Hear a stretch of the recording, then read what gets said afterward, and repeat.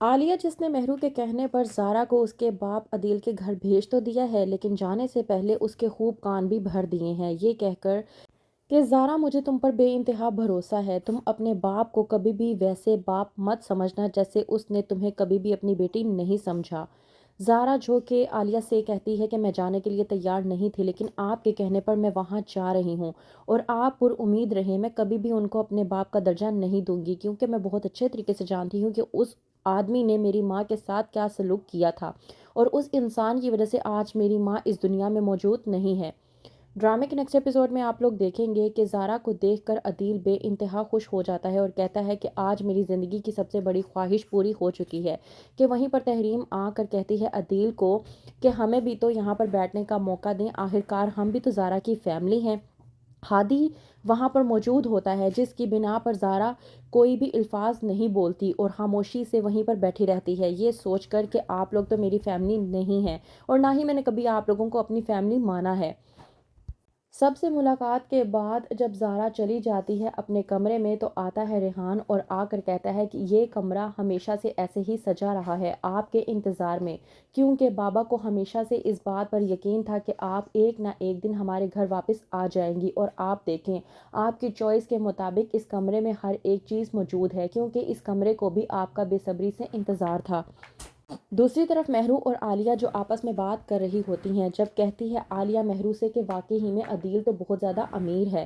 مہرو جو کہ کہتی ہے عالیہ کو کہ دیکھا اسی لیے میں نے آپ کو کہا تھا کہ زارا اس کو اس کے باپ کے گھر پر بھیج دیں، اگر زارا نے ہمارا یہ کام کروا لیا تو دیکھ لینا ہمارے دن پھر جائیں گے۔ عالیہ مہرو کی بات سننے کے بعد کہتی ہے کہ آج تم نے یہ ثابت کر دیا ہے کہ تم واقعی ہی میں میری ہی بیٹی ہو، تمہارا دماغ بالکل میری طرح ہی چلتا ہے، واقعی ہی میں اگر زارا نے یہ کام کروا لیا تو ہمارے دن پھر جائیں گے، ہمارے پاس اچھی خاصی موٹی رقم آ جائے گی جس سے ہم لوگ بھی امیر ہو سکتے ہیں۔ دوسری طرف سلمیٰ جو کہ عالیہ سے ملاقات کے لیے آتی ہے کہ وہیں پر منیر بھی آ جاتا ہے اور کہتا ہے کہ دیکھو سلمیٰ، زارا اپنے گھر واپس چلی گئی ہے اور مجھے لگتا ہے کہ تمہیں ہادی کا رشتہ لے کر جانا چاہیے عدیل بھائی کے پاس، کہ اس بات پر عالیہ بھڑکتی ہے اور کہتی ہے کہ وہ اپنے باپ کے گھر واپس ضرور گئی ہے لیکن اس کی شادی کا اختیار میں اسے ہرگز نہیں دوں گی۔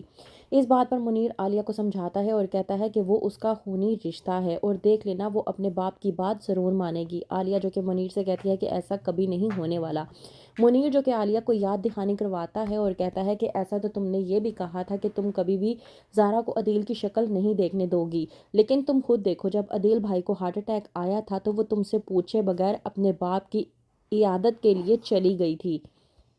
عالیہ منیر کی باتیں سننے کے بعد خاموشی اختیار کر لیتی ہے اور سوچتی ہے کہ اگر زارا نے واقعی ہی میں ایسا کچھ کر لیا تو لینے کے دینے نہ پڑ جائیں۔ وہیں پر دوسری طرف زارا اور ریحان گارڈن میں بیٹھ کر آرام سے باتیں کر رہے ہوتے ہیں کہ آتا ہے عدیل اور آ کر کہتا ہے کہ تم اتنی گمسم کیوں رہتی ہو، ہمارے ساتھ گھل مل کر رہا کرو، آخرکار یہ تمہارا گھر ہے اور ہم تمہارے گھر والے۔ آتی ہے تحریم اور آ کر زارا کو سمجھانے کی کوشش کرتی ہے کہ زارا تحریم کے ساتھ بدتمیزی کرتی ہے اور کہتی ہے کہ یہ آپ لوگوں کی غلط فہمی ہے، نہ تو یہ میرا گھر ہے اور نہ ہی آپ لوگ میرے گھر والے ہیں، میرا گھر وہ ہے جہاں پر میری خالہ رہتی ہے اور میرے گھر والے منیر خالو اور عالیہ خالہ ہیں، اس سے زیادہ کی آپ لوگوں کو کسی بھی قسم کی امید رکھنے کی ضرورت نہیں ہے۔ اور یہ بات بھی آپ ہمیشہ یاد رکھیے گا کہ اگر آج میں یہاں آپ کے گھر میں موجود ہوں تو وہ صرف اور صرف اپنی خالہ کے کہنے کی وجہ سے، ورنہ میں یہاں آنے کے لیے ہرگز تیار نہیں تھی۔